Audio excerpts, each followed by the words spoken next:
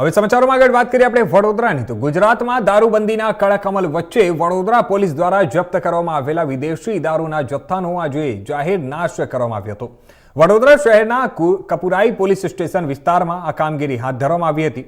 વિડીયોમાં જોઈ શકાય છે કે તેમ શહેરના ખુલ્લા મેદાનમાં તમામ બોટલો પાથરી દેવામાં આવી હતી અને તેના ઉપર રોડ રોલર ફેરવીને તમામ જથ્થાનો કૂરચો બોલાવી દેવામાં આવ્યો હતો।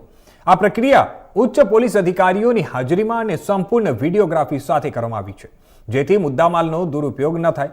ગુજરાત એક ડ્રાય સ્ટેટ હોવાથી પોલીસ અવારનવાર આવા જપ્ત કરાયેલા નશાકારક પદાર્થોનો નાશ કરીને બુટલેગરોમાં કડક સંદેશ આપે છે અને આ પ્રકારની કામગીરીથી પોલીસ સ્ટેશનના મુદ્દામાલ રૂમમાં જગ્યા ખાલી થાય છે અને કાયદો વ્યવસ્થાની આ કડક છબી મજબૂત બને છે।